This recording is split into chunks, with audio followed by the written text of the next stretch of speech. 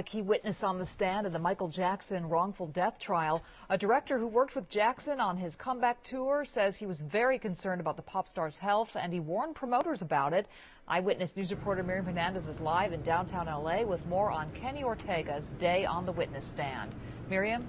That's right, Michelle. This case is all about what did AEG know about Jackson's history with drugs. Should executives have known and been especially watchful of the star? Well, today jurors heard some shocking details from a doctor who had treated Michael Jackson way back in the 90s.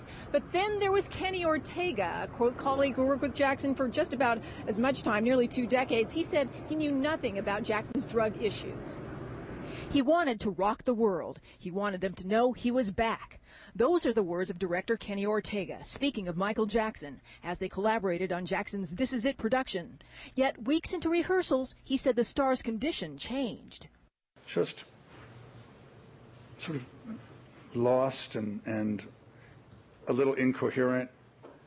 And although we were conversing, and I did ask him questions, and he did answer me. I did feel, though, that he was, not well. Ortega testified in the trial of Jackson's Dr. Conrad Murray, who is now serving a 4-year term for causing Jackson's death.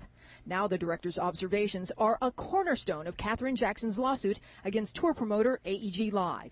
In emails to AEG executives, Ortega raised the alarm, Jackson missing rehearsals, that the star was trembling, rambling, and obsessive. Ortega said Jackson needed a psychiatrist. Today, the Jackson attorney, Brian Panish, first set the scene for the jury, eliciting information about Ortega's work with Jackson for 19 years. Ortega testified that he was present at a performance when Jackson collapsed in 1995.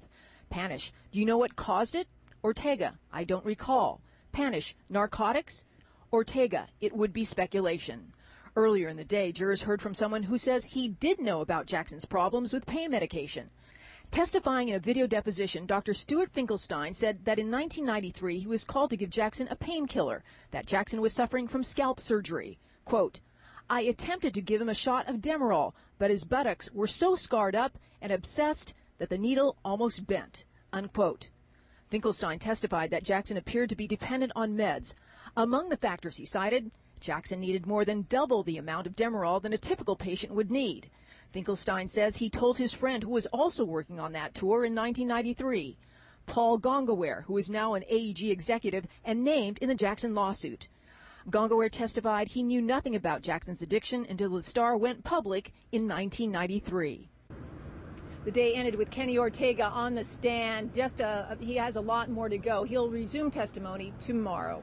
Reporting live from downtown Los Angeles, Miriam Hernandez, ABC 7 Eyewitness News. Thank you, Miriam.